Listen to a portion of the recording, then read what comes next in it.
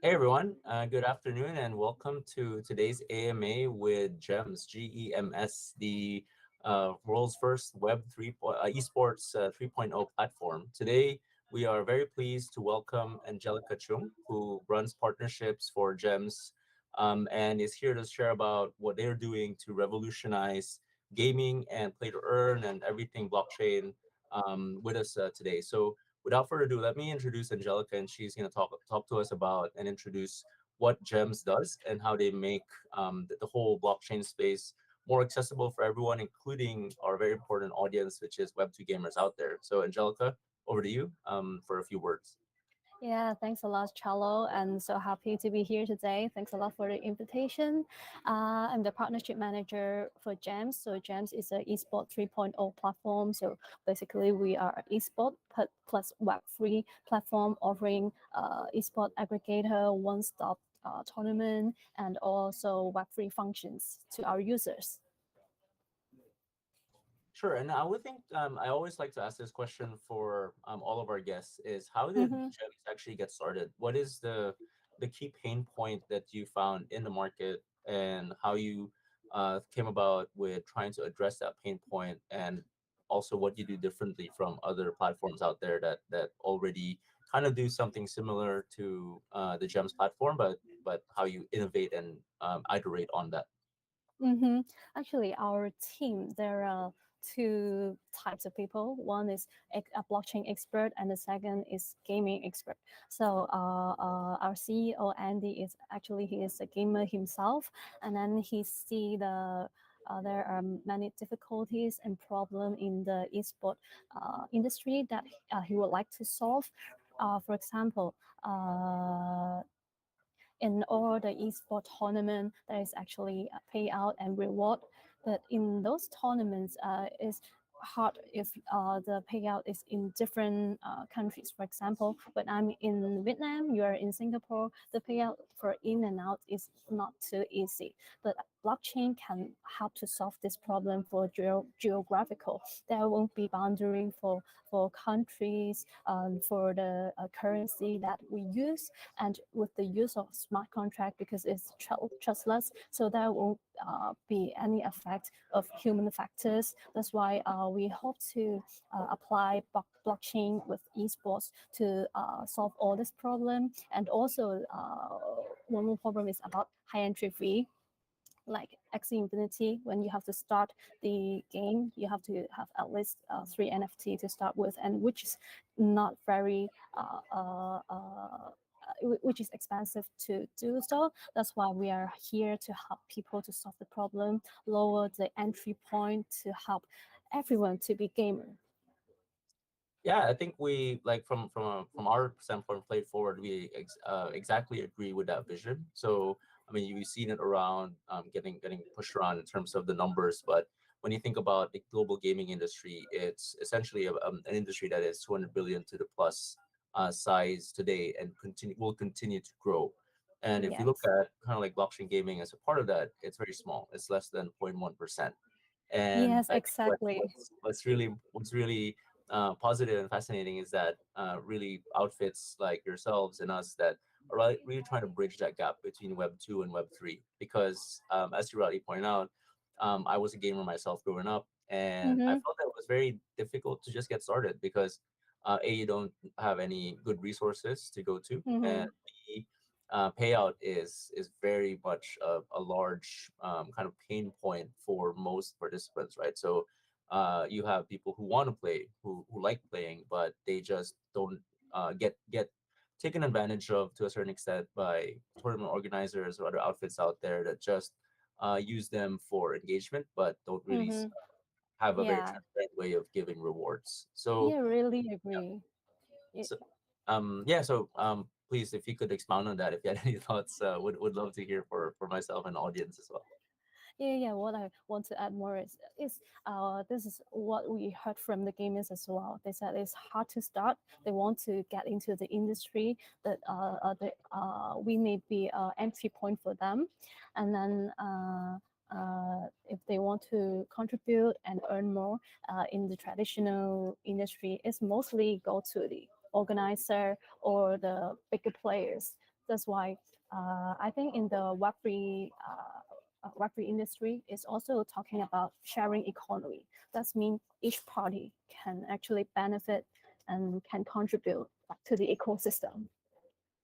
And I think that's a good kind of like segue into one of my other questions is when you think about the current user base now of the GEMS platform, like Mhm. how many of them are kind of really, I would call them Web2 first gamers, like essentially people who just want to enjoy Web2 gaming and doesn't really want to look at the blockchain gaming until much later. So which is always kind of the question on the Web2 to Web3 conversion. How do you Mhm. bring gamers on board, which is very non-aggressive and very natural to them? And I think tournaments are a great way to do that, but also trying to Yes. understand the like how has been the traction so far on that front. Yes, I think tournament is one of the key points because talking about esports, I think there are two uh, main kind of people. One is the professional. Professional, they may maybe look into the tournaments, the rewards, and the second bigger part is casual players.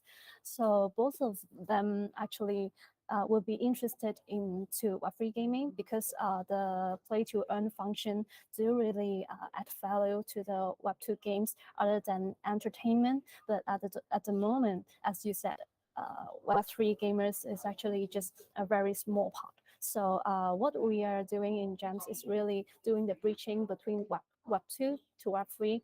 And I think education is really the main point to it because many people do want to enjoy play to earn, do want to know more about the industry, but they may not have the best platform to educate them in this. So this is how we are doing now. Including doing more offline tournaments and online tournaments to onboard Web2 gamers and from our aggregator because we will have Web2 and Web3 games all on our platform. So Web2 gamers can also try to kickstart playing and using Web3 games, and then they will learn the benefit for it. I think that's a very good point. I think you've always heard the term around getting bounced around. Sorry about phygital, basically bringing physical and digital together, Yeah. which is something that Web3 is very big on. And I would say that that does address some of the key pain points in onboarding Web2 users into Web3 because, as mentioned, they do like being approached in a very non-confrontational way. They want to be natural. They are at the very core of them, they just want to play games and just want to enjoy playing games. And the Web3 element is something that's kind of like a switch that they turn on if they want to explore it further, but it shouldn't kind of impede their Web2 and game enjoyment journey. And that's something that we kind of like think is a good angle to bring widespread adoption as well. So I would say one of the interesting things that we saw when we were looking at GEMS was the whole offline to online or online to offline aspect of it. So Mhm. perhaps maybe you can talk a little bit more about what you guys are doing there, like what your plans are, and how you use that as a wedge, so to speak, to bring in more gamers into Web3 and show them everything that the world of Web3 has to offer. Mm-hmm.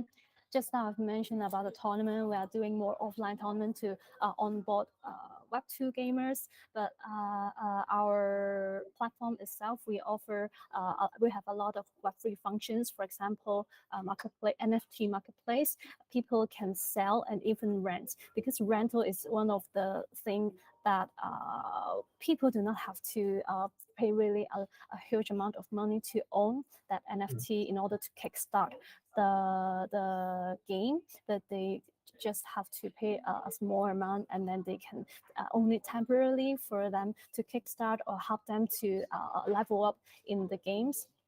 And then FanFi Studios, DAO Guild, and DeFi unions, these are all the other pillars of Web3 functions so that other than tournament, people can have all this how should I say, other functions of Web3 that help them to use in this ecosystem. They can earn and then use back in this ecosystem. And another strategy that GEMS have is called the O2O strategy, which means online to offline, because partnering with Labs Group is a crowdfunding platform in real estate.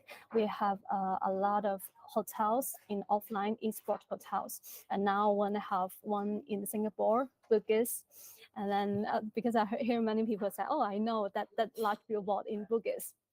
Yeah, so there's one of them, and we'll have more esports hotel across around Southeast Asia, and those visitors will be gamers who love to play. They can play in their own room, or they can book the like 5-5 arena for practice. This is the online to offline special strategy that we have to onboard gamers.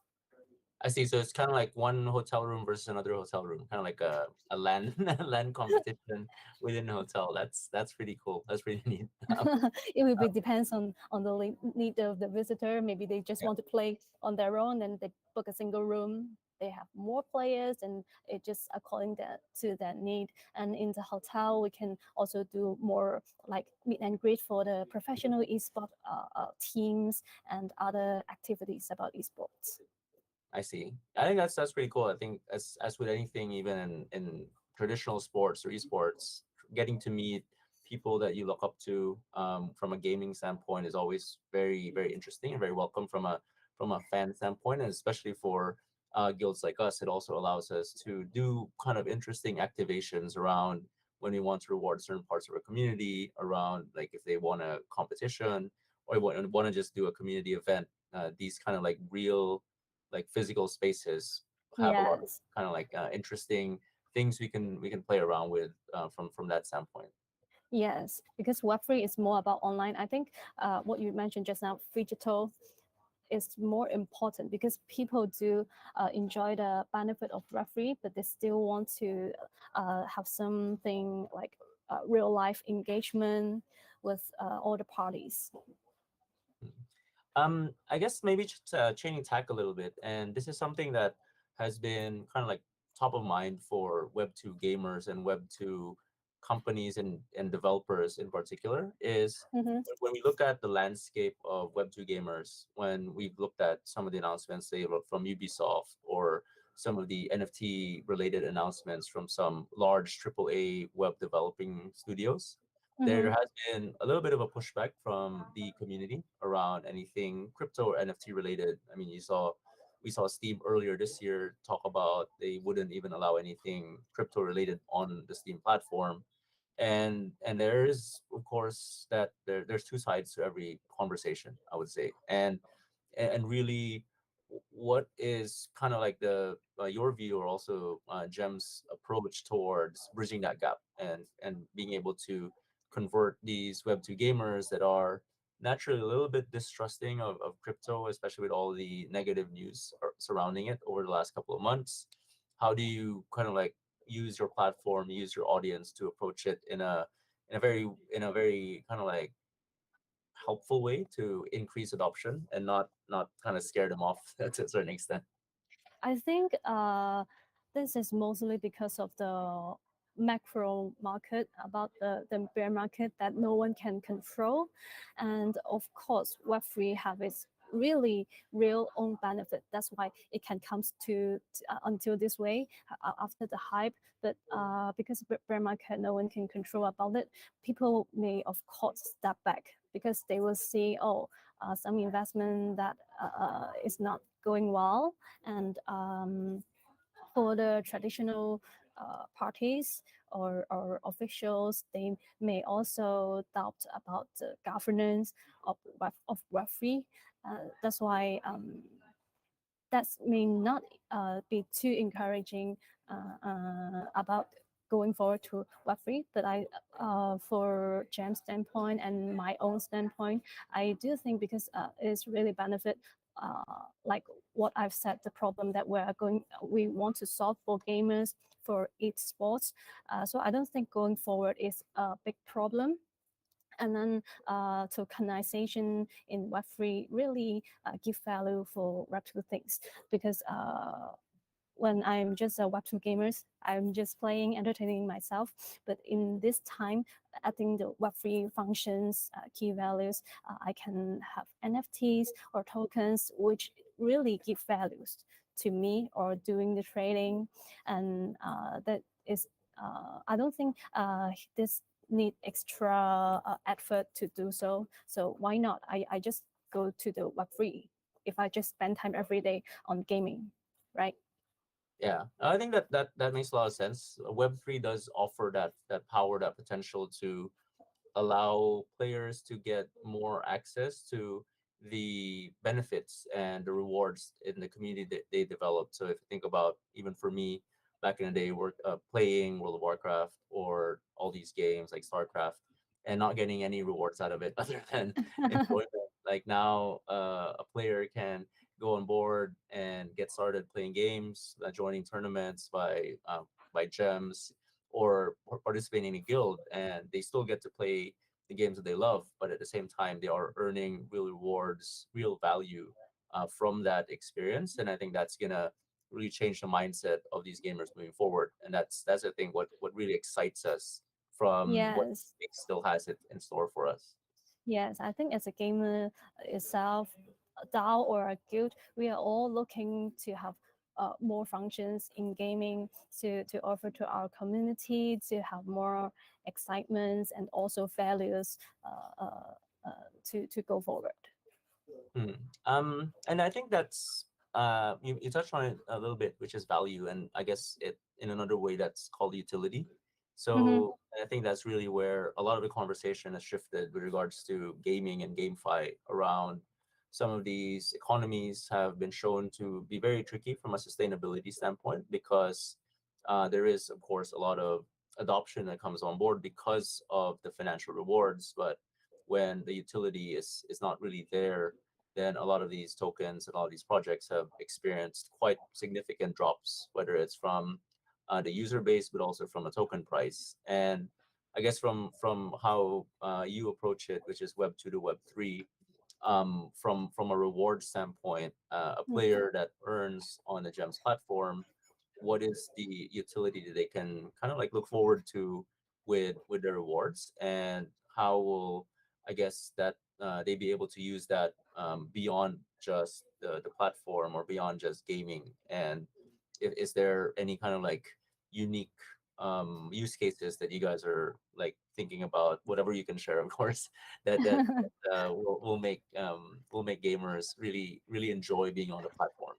Mm-hmm. Just now I've mentioned about O2O strategy, the online to offline, as GEMS platform as a software online, and then offline locations, we have hotel networks. One of the directions we are thinking is the usage of token in all these offline locations in hotels, of course, including staying in hotel, catering, or other fans or events that can be used there.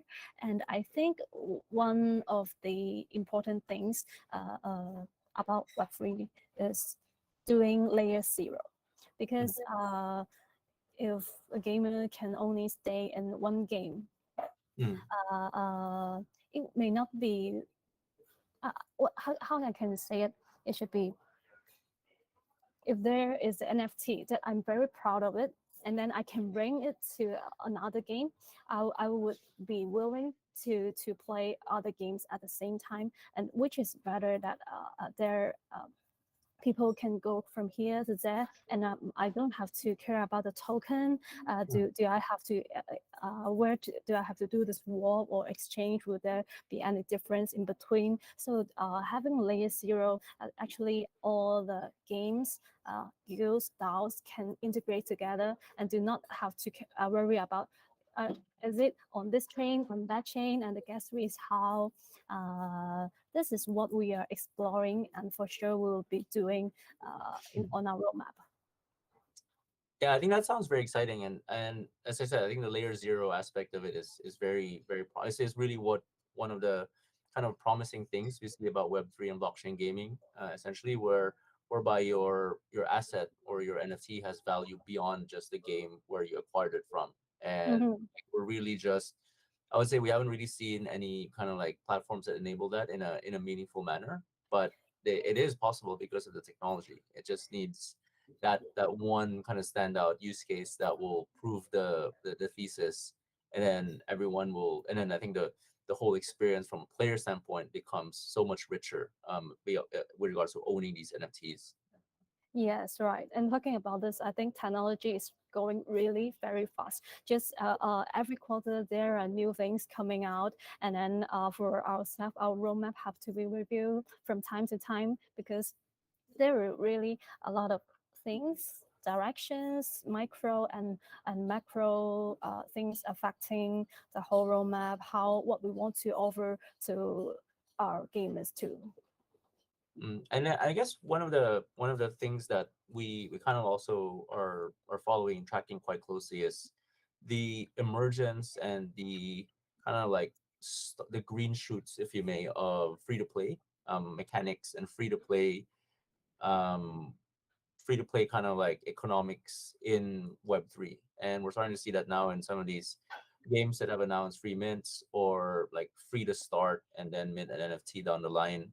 Would be interested to kind of hear your thoughts around that dynamic. We think it's quite healthy. We think that it like removing the financial gating to enjoying Web3 blockchain gaming is quite important, especially if we want to look push for adoption and inclusion, especially for communities that we focus on, which Mm-hmm. is emerging markets and lower income type of jurisdictions. But Mm-hmm. I think the free to play model has shown us good and bad things from Web2 in terms of it's very they employ very addictive kind of game models, but at the same time they do encourage and really bootstrap user acquisition very quickly. So like really interested to hear people's thoughts around what that means for Web3 and where does that take a lot of these new economic models moving forward.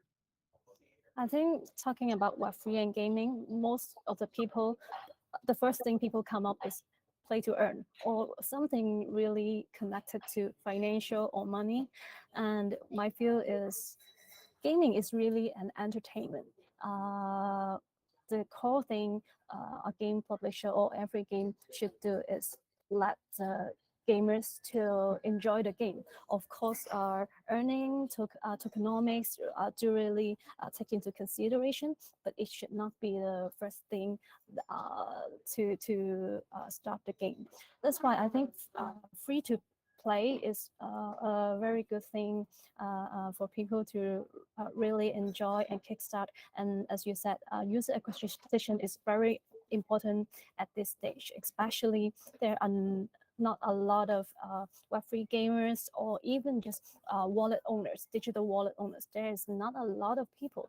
We need to educate and encourage them to use. So free to play can let them to try or even encourage them to open the digital wallet, and this is a good first step in user acquisition. Then we can go forward.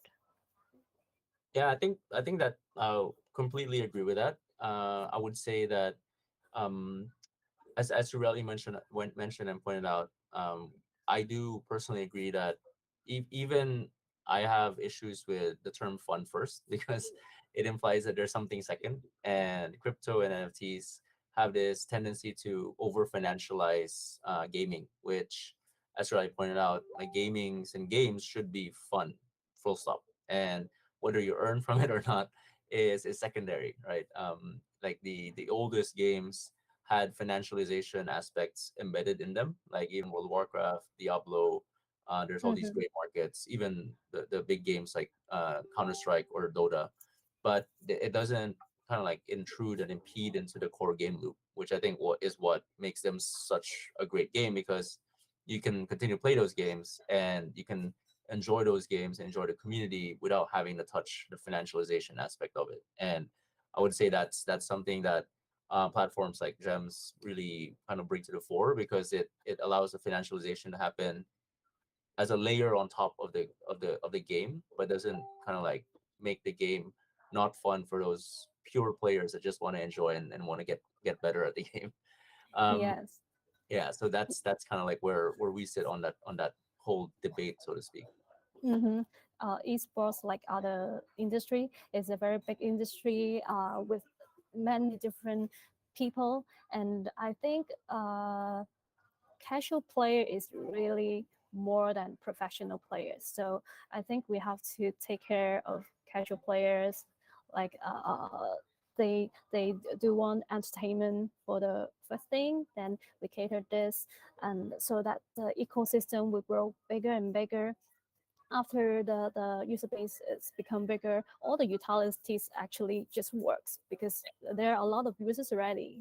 Yeah, correct. I mean, once you have the engagement, this is a very Web2 concept. Once you have the engagement, then the dollars, whether it's from sponsorship or engagement, will follow. So I think that's really what the power of esports is. They have these massive audiences. I mean, like TI 10 is coming to Singapore for Dota in November, right? And that's gonna bring massive engagement and massive Oh, audience, right? So yeah. and I think that's really kind of dovetails into my next question is like what do you feel is the state of Web3 esports now? I know there are kind of like emerging communities around esports for Web3. What is kind of like your take and assessment of that, and what else needs to be built or what needs to be improved for it to get to the level of say like a Valorant or a Mobile Legends type of equivalent kind of like esports scene that we see in Web2 gaming? I think Web3 game is really at an early stage because for most of the games who are building, they are not really ready. But some of them actually they already have a very good tokenomics, but the gamers are not yet there. So the situation is like games is is ready to play, but they're not yet gamers. That's why what we everyone in this industry need to focus is the transition or the education or the bridging of gamers from Web 2 to Web 3, and just now as I said, layer zero, because when we are meeting gamers partners, we always need to think about the chain, the technology that they are using, and like for ourselves, we are professional in tech in this part, then we understand about it. But for gamers, they do not. So in this part, there will be hesitation for them to go in because there are many things too complex for them.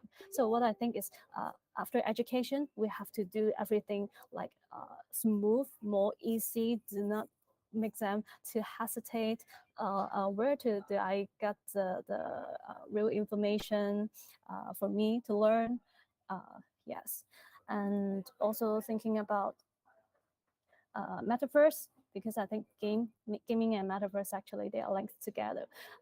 There at the moment there is not a very clear definition of how metaverse can be integrated with gaming. I think we should also explore in this part. Of course, there are some people doing already, but as you said, we want to see more use case and how to integrate them. Yeah, I think that the point around metaverse is quite key. And I think as we think about digital passports, digital identity, I think the metaverse aspect, especially from a gamer standpoint, the ability to take that kind of like credentials, those credentials, their win rate, their proof that they're very good at certain types of games, being able to take that across games and across kind of like platforms is very important. And I think the metaverse portion is also quite interesting because what we've seen, which we find quite interesting, is everyone wants to build their own metaverse, whereas Mm-hmm. metaverse should be like Yes. connected, like kind of interconnected, kind of like biomes, interconnected locations, right? And it's interesting how right now everyone's building their own, and at some point there will be integration and consolidation that will happen, and what that means from a player, from a gamer standpoint, like where do they go, which metaverse do they pick, or do they just go with a UID or a single place where they store all of their data and then they can take that with them throughout the metaverse? Yes, yes. Like a metaverse and gaming is just a similar concept because on chain and how to break it through, make it layer zero. But what I think is actually everything going ahead will integrate together because there's no way that we can build the big thing on our own. We need to have partnership, and some people focus on each key part. And then for Web3, it is really talking about decentralization and sharing. Yeah, I think that's quite exciting for for us. And it's like you see the sort of like decentralized esports teams, decentralized everything, which again goes back to kind of like the strength of community and building community around something which is like whether it's esports, whether it's gaming, whether it's play to earn, play and earn. I think that's really what Web3 is all about, making sure you have a very strong community and being Yeah. able to bring value both to the project but also to your community at the same time. Mm-hmm. Can I like ask a question about yourself? Pay it forward DAO. Like, you have your community, but at the moment, is there any like difficulty or pain point, or what you want to offer to your community? Sure. So I think it's a good question. For us, really, we have the same vision as Gems to a certain extent in that we want to enable a career in gaming. So for us, Korea. myself and the co-founders, we are hardcore gamers from before, but because there wasn't a real viable career opportunity at that point, we had to go traditional Web2, traditional jobs. But we never Mm. really lost our passion for gaming. And what we saw with Web3 and blockchain is the ability to enable these opportunities for the next generation. I think we feel that play and gaming is very core to like human interaction and human experience. And what we enabled initially via the guild was to allow these players that come from, I would say, not so affluent backgrounds to be able to access these opportunities that weren't available to us. And now, despite the bear market, that's what we want to continue focusing on. We want to bring more opportunities to more players in emerging Asia. And while scholarships have been a big part of that, it's not the only way. So that's why we want to work with getting our gamers to perform, to participate and perform well in tournaments so that they understand that there's other ways to earn from gaming. We want to enable them to become kind of like skilled workers in the game economy, whether that's content creators, whether that's doing like analysis on tokenomics and really understanding game mechanics really well. What we really want to enable is that shift in the mindset of gamers that hey, gaming is as viable a career option as anything, and it is something that if I really like it, I should be able to pursue, and I should have a as bright of a future as any other career path. Oh, it's so great. I like your insights, but yeah, that's mean education is really a big part for now. But do you think it's hard to do education with the gamers? Education, I would say, is quite interesting in that gaming is probably, I would say, the best wedge from a blockchain Web3 adoption standpoint than any other because gaming is very natural, and I think that's why the platforms that we like and we like to work with are make the blockchain aspect not so intimidating or not so daunting. So for us, for example, if a player can start earning without having to set up a wallet, that is a great UX because then they don't have to deal Oh, with the intimidating aspect of setting up a wallet, having to store their keys. They can start earning right away, and they can start enjoying what blockchain gaming and blockchain has to offer before having to go to the full next step of self custody and all that. And I think that's really where we see the future kind of like blue ocean Web2 to Web3, especially in gaming, is quite interesting. As mentioned, there's probably like not even 0.1% of wallets out there versus the whole gaming industry, and I think that's a very important statistic that we always keep in mind. And I think most has always been presented as the opportunity for gaming, especially in Web3, and that's very real because as more and more of gamers come on to the whole decentralized Web3 ethos, then it's just gonna make the space grow a lot faster and a lot bigger. Yes, yes, totally agree. What you've just said, but a really new concept you've just mentioned without a wallet, but they can still earn. Yeah, this is a really new concept for myself. In this case, that means we can also think about register. They have a register account, but not linked with the digital wallet. But in this case, there may be a little bit conflict with the Web3 like identity, like the wallet that we all have like the personal details inside. I would say that it's not that different to say like an exchange wallet. Like most actually, like if we think about how most users get onboarded into Web3, and I can speak from personal experience. My initial experience with Web3 is setting up an exchange wallet. So setting up Mm, with Binance, setting up with other centralized exchanges, and once you get to experience that trading, a centralized exchange experience, then you start reading about and understanding what else does Web3 have to offer. So I bought this coin, Ethereum. What does it do? Then you start reading, yeah, good and then point. you Good figure out, point. yeah, then you figure out the non-custodial wallets. And I would say that's probably one of the best wedges of how to get people to Web3 is that you first approach them and you meet them halfway in a place where they're comfortable. Mm-hmm. So you can't just like go out and say like, hey, you need to set up a MetaMask or Coinbase wallet from day one.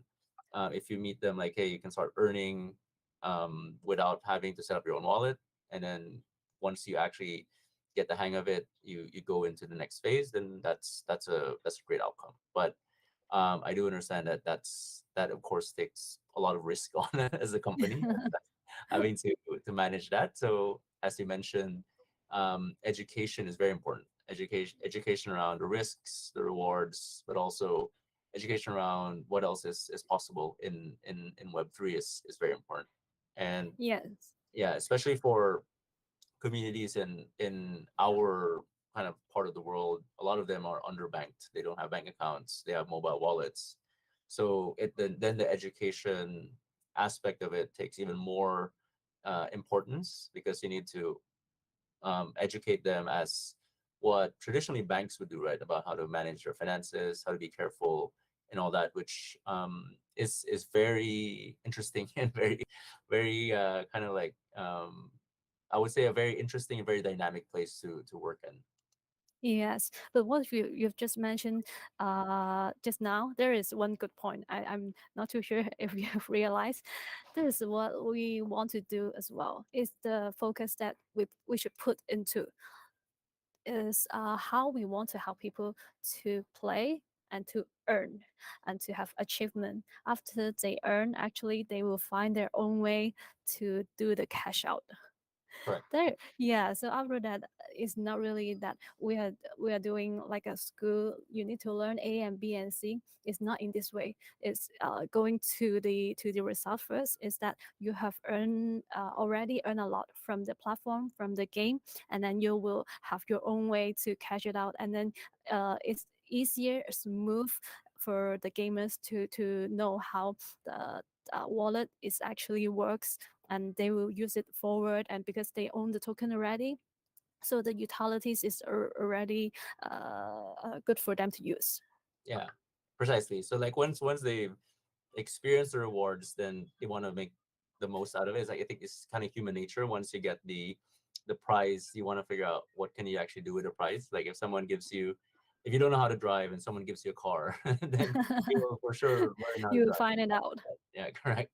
Whereas Exactly. if no one ever gave you a car, then you're never gonna try to figure out how to work it. So I think that's how we kind of approach working with these gamers who understandably do not really have that background of financial education literacy. We kind of like have that responsibility as guilds, as platforms, as partners to guide them on that journey. So I think it's Mhm. quite a very interesting thing. Yes, yes. So we are our a platform for them to be able to use all these functions and trust partner that they can use just as you said, we are doing the drive, encourage them to use. Yeah, precisely. um, and then I guess from just more for our gamer audience, like kind of any Web3 games that you find interesting from an esports tournament standpoint that is worth kind of like, again, not financial advice, but worth kind of just like exploring, whether it's fun or whether it's just they doing something different. Would love to hear like where you see some of these kind of interesting kind of projects, whether you work with them or not, or whether you think it's something that has promise and that's have something to kind of like keep a close eye on. Mm. In aggregated standpoint, we onboard all kind of Web2 or Web3 games. But in esport and tournament standpoint, we want a battle game instead of just card games, Mm, because there are some of the large Web3 games. They are actually just card games. People who do pay a lot, they will have a stronger card and mm, they can win the battle. This is not what we only looking into. We what we want is, other than NFT, the value of NFT, there is also strategy needed in the games,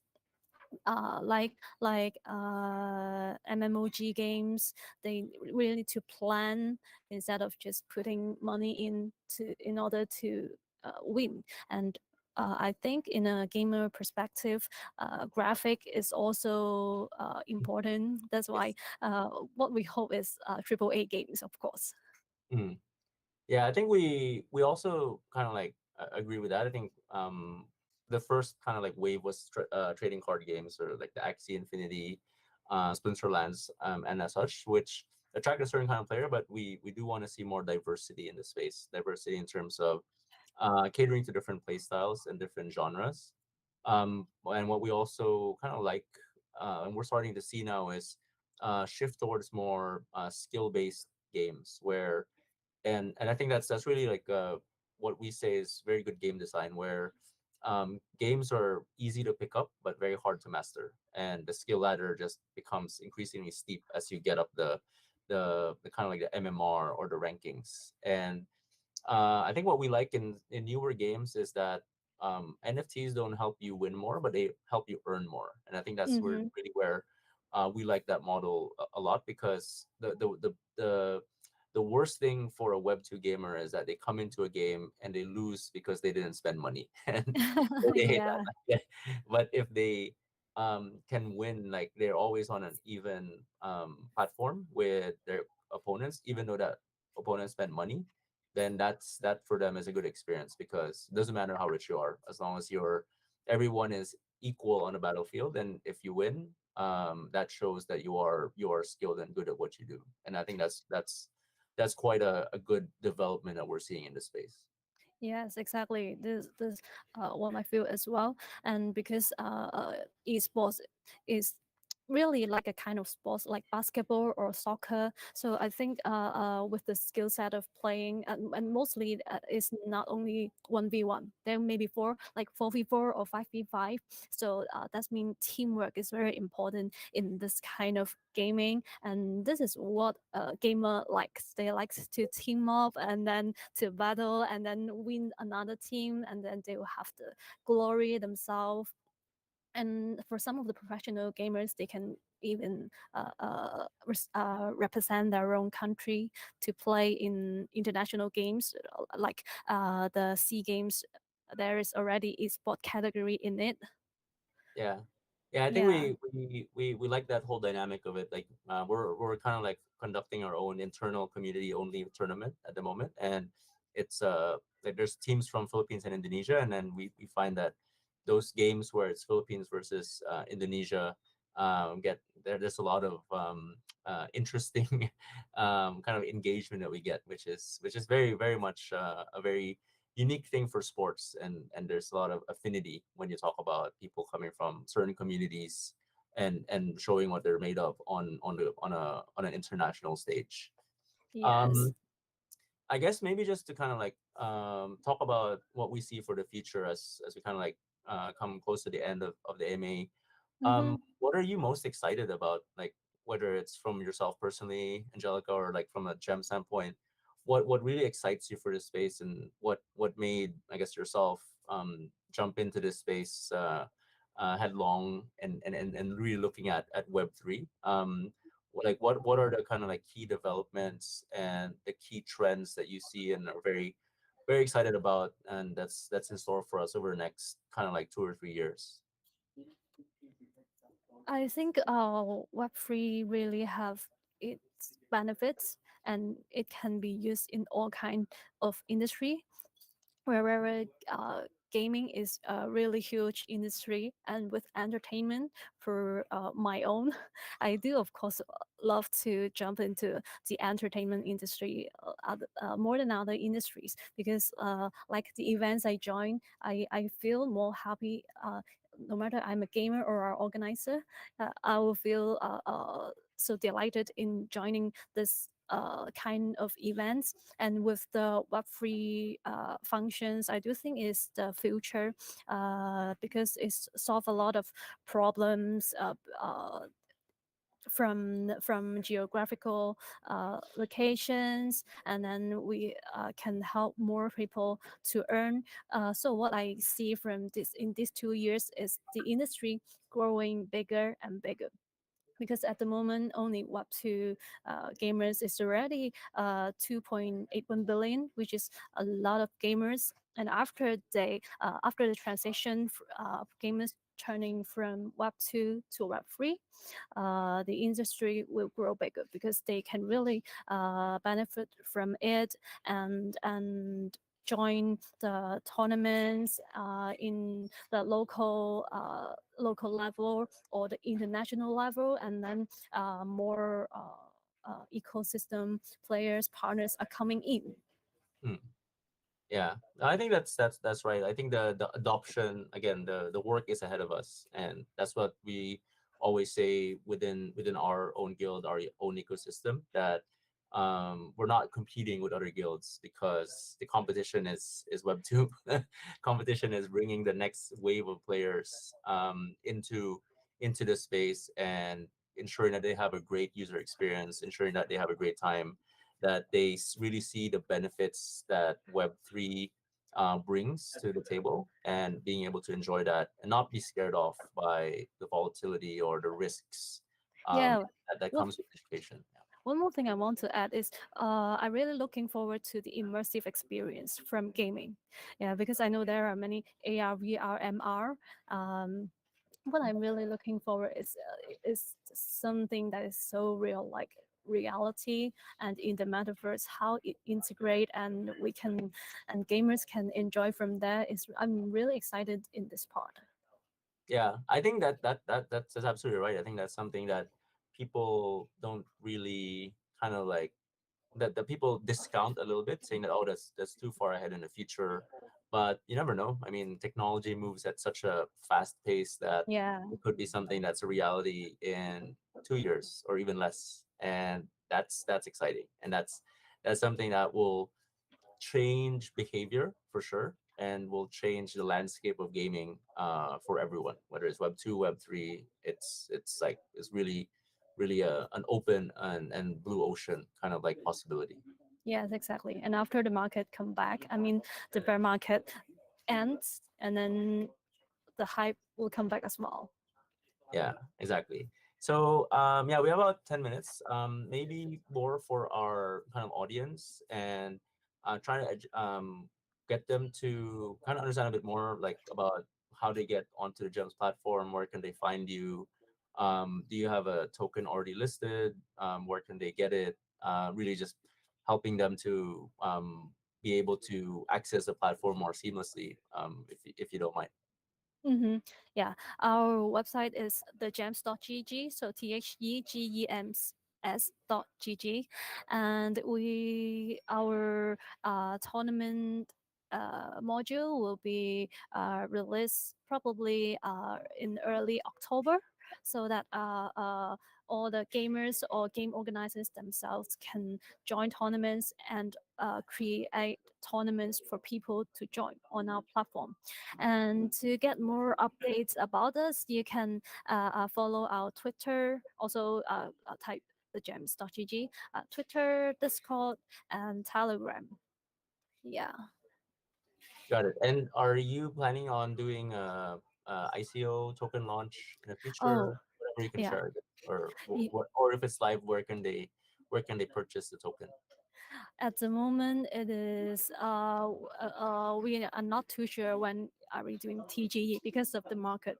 Originally, our plan is in the mid of year. We've already planned to do the TGE. Yeah, but because of the market, that's why we push back. And it really depends on the market. At the moment, our token has not yet released, and we are expected to do that. I think in early next year. Hmm.